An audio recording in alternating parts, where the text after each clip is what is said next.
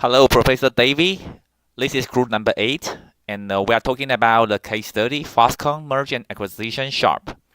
My name is Ray, and we have a team member Claire Hi, I'm Claire. and Catherine. Hi, I'm Catherine. And the last one is Rachel. She really want to join us, but she couldn't. So let's start our presentation.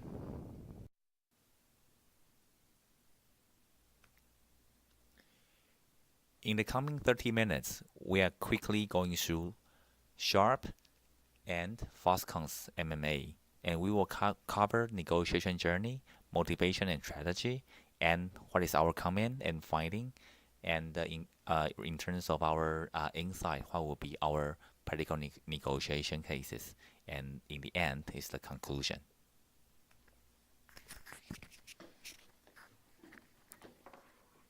Let's start looking into the journey of the case chronologically. From 2012 to 2016, Foxconn spent 4 years to complete the M&A process, and the CEO Jerry Guo played an important role at this negotiation table. In 2012 March, Foxconn and Sharp established the Strategy Global Partnership and had the deal to close of spending 550 Japanese yen per share to purchase Sharp. However, after the agreement is done, Sharp's stock price dropped significantly to 150 yen due to its undisclosed liabilities. Therefore, in year 2013 March, Sharp announced the breakdown of the partnership agreement with Foxconn. However, Jerry Guo from Foxconn continued to find any opportunity to cooperate with Sharp. Then it comes to the transition in 2015. Foxconn revealed its willingness to invest Sharp again, and Sharp will not refuse the support from Foxconn because of the previous successful cooperation experiences with Foxconn. And at this time, Foxconn proposed 200 billion yen to acquire Sharp's LED industry. At the same time, the Japanese INCJ also considered to invest 200 billion yen in Sharp. As a result, finally in 2016 March, Foxconn successfully acquired 66% of Sharp's stake with 88 Japanese yen per share, and in total is 700 billion yen in total, with the four promises. One is Sharp keeps its brand. The second is Sharp maintains independence. Third, Sharp keeps all the employees. And the fourth one is Sharp is free from technology outflow. And in the next section, we want to check with the Foxconn and Sharp's motivation and strategy. And first part, we see the motivation. And from Foxconn's perspective, the first one, it can get LCD panel results for further cost down. And second, Foxconn can get good technology and patents of LCD and secure the supplier's role of Apple. And the third one is Foxconn is trying to broaden their product lines to fill the capacity. The fourth one, it can own a brand with very brilliant brand name with history and get into the market and customers. And from shop side, it want to get more money for repaying its loan due by the end of March 2016. And the second is to protect the company and employees from bankruptcy. And the last one is maybe he can leverage Foxconn's channel to enter the new market like China. And in this page, we want to check the bargaining power and position for both sides. From Foxconn's side, it's a giant of OEM and ODM with a lot of money. and it has no time pressure. But the disadvantage is Foxconn has no brand and high technology. And the second is not so familiar with Japanese company and has not understanding shop very well. And the third one, it tries to looking for opportunity to new products and markets. From shop side, we can see it has a very brilliant brand name. And second one is it has good LCD technology and patents. But the disadvantage, we find the 5 points. The first one is the time pressure for repaying loan. And second one, the financial pressure from wrong investment. And the third one, it has been a long time for no leadership to turn around for years. And the fourth one is the INCJ decide not to help shop in the second round. And the final one is the contingent liabilities. So from the two sides, we can see though Foxconn seems to have the negotiation power, but it emphasized too much on price, lack of consideration of the cultural differences, the Japanese dignity, and the public image, government policy, and employees issues. So it makes it more difficult to negotiate for the first round. And in this page, we can see we distinguish Foxconn's negotiation into two rounds. The round one, it take a bit and get familiar with shop. So it show its intention to have a partnership with Sharp, but when Foxconn proposed to price renegotiation, it was declined. And the second round, Foxconn released some message from media, and Sharp take the proposal from media too, but Sharp still try to make other plans like INCJ to join the competition. But here we can see Foxconn play the tactic twice. In the first time, they also in the first time, Foxconn raised the proposals money, but in the first round, Sharp from Qualcomm and Samsung to invest it, so decline the price negotiation. But in the second round, Foxconn tried to raise more higher price for the proposal, and then use the tools, maybe the contingent liabilities or a lot of loss, or maybe it's a rumor for the price negotiation. And then because they squeeze out other competitors with a much higher price. So, Sharp, under the time pressure, just can accept Foxconn's proposal. So, from our view, we think Foxconn succeed in this deal is because they use well the time pressure of Sharp for the due date of loan, and leverage some media effort for Japanese public and the support from banks. Okay, so now we understand the whole Sharp and Foxconn story, and also know their negotiation journey, and also their frequent use tactic. So here is some of our finding. First of all, this case is definitely not a normal negotiation project, but it's a very significant one because the whole negotiation time period take both of them 4 years. So, regarding to what we learned from the class, is we always need to thinking about how to set up the principle first and the detail later. The second is both party. One is the giant of the OEM part, and the other is the 100 years old Japanese company, and they are proud to be the LED enterprise in the world.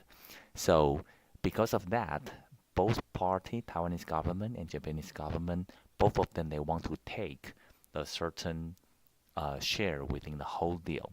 So not only that, but also the media influence, because both of them, not only the amount, but also the impact to the whole industry.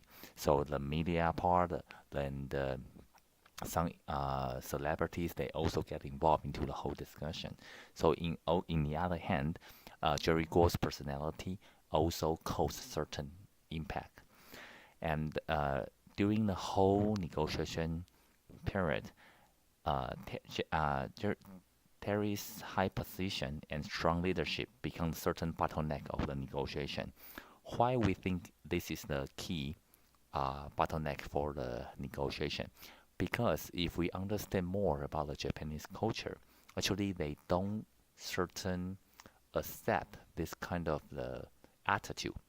So besides the Terry's one of the main mission is try to leverage Sharp's strengths and try to fight the Samsung. But as Catherine mentioned, in the first round, Sharp even tried to cooperate with Samsung and try to get the funding from them. So this is definitely not acceptable by Terry. And as a 100 years old company with very high pride, and but however, the Foxconn is 30 times size bigger, which place they are really aggressive. So the last part is the brand position. Probably we all know that Sharp position themselves as the high-end brand. Compared to Foxconn, they come from the OEM part. So even though nowadays they have some their own brand, but they still play very aggressive, the low price, the decent quality in the market. So for this kind of the MMA, how they are going to reach certain consensus between Terry and the Japanese people, that part will be the key. So those are our practical negotiation finding. And regarding to what we learned from the textbook, there are 10 trumps for negotiation. So which means those 10 points can help us to prepare the proper negotiation. They are divided by 3 groups. One is the people, the problem, and the process. So for the people part, the first part is the interpersonal relationship. So probably you know that in the beginning, Terry even personally spent the time to meet the ex-chairman of Sharp.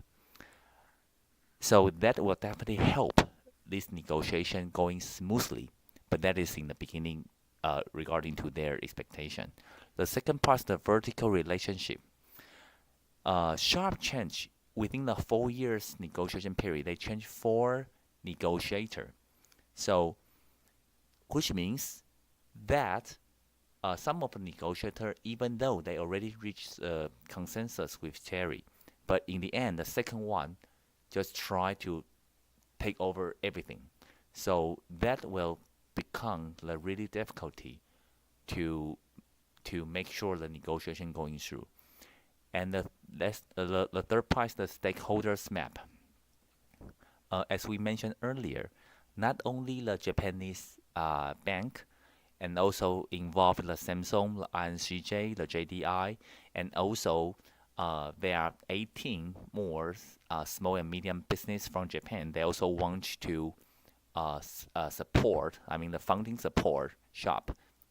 Instead of they don't want to see a Taiwanese company to take over Sharp. And also there are individual investment and also the NHK. Why we mentioned the NHK also become one of the stakeholder? Because in the beginning, the Japanese society, the government and their people, they don't understand for such a great company Sharp, why they want to sell to Foxconn. But Terry also understand that part. So Terry tried to leverage Japanese media, the NHK, and try to come out the 1 hour's video shooting and try to let the people knows the real life and also the way how they try to do the prefer Japanese people, and also try to show them he really understands Japanese culture. The problem, I think we don't need to mention too much about the problem because in the previous slide we already covered the motivation, the positioning, justification criteria, solution, and where the table. The last part is the process. The organization, I think in terms of the whole agenda and time frame, nobody knows the whole negotiation will take how long. But in the end, 4 years negotiation is probably one of the longest periods in negotiations history. Because both party they don't set up the clear timeline and also the agenda. So that and also in between there's a lot of accidents happening. Communication, I think Sharp they do hide their financial statement in the beginning. So that's why when Terry noticed that they have a lot of the income account receivable, actually carries kind of piss off. So that also becomes a certain bottleneck. And the logistic, I think, in order to try to make sure the negotiation running smoothly, they try to set up their first few meetings in Hong Kong instead of Taiwan or Japan. And here's the different perspective from two parties. First of all, we think both parties they need to clearly understand their BENTA, which is the best alternative to a negotiated agreement, because since this kind of the deal is a huge amount, so nobody knows what will be the deal price per share, and nobody knows what will be the timeline. So if the whole negotiation fail, at least they need to try to find out what will be the best alternative. For Sharp, it's very clear. They do have the financial pressure. They have the time pressure because they need to pay their debt. And also, as the 100 years old Japanese company, it's a huge pride. And the Foxconn, for them, the very few reason they want to acquire Sharp is because they want to get into the brand. They want to get into the market. They also want to take their LED technology, and the most important of all, they want to leverage Sharp to against Samsung, who is already become the LED giant these days. So the last part, after we understand the whole negotiation process and some of our findings, I think we can try to conclude into three parts. First of all, we need to try to understand the real intention of each negotiator. Although some of them they change the negotiator quite often. I mean the Sharp side, but I think for the Sharp that could be one of the strategy, because right after they change the negotiator, actually, Foxconn they need to reinitiate the whole discussion again. So that could be the strategy, one of the strategy. And the last part is investigate the cultural difference. As we know that Japan is kind of with the cultural pride in every different perspective, not only the way how they work, but also the industrial behavior. So when in the beginning, when Terry doesn't really understand and he thinks business is business, he doesn't need to pay so much attention on the culture part. That impact the negotiation doesn't running smoothly. So in the end, after first year, second year, third year, he realized he need to do something in order to get familiar with the Sharp Japanese culture and get the trust from their people. And also, he even promised all the Sharp existing employee, even after MMA, they will still belong to Sharp company, and Sharp can still keep the brand. So I think this really important for us in terms of all the negotiation. We need to not only talking about the case itself, but also we need to try to understand the culture part, especially for this part is the Taiwan versus Japan. So that is roughly our old conclusion, and the last part is some of our reference we want to share with Professor. So this is the end of our presentation. Thanks for your time. Thank you. Thank you, Professor Davy, for your time. And personally, we did learn a lot from your negotiation strategy and skill class. And we have 2 very pleasant days. and I have learned how to do negotiation in my life. So we hope to see you again. Bye, Professor. Thank Bye-bye. you. Bye.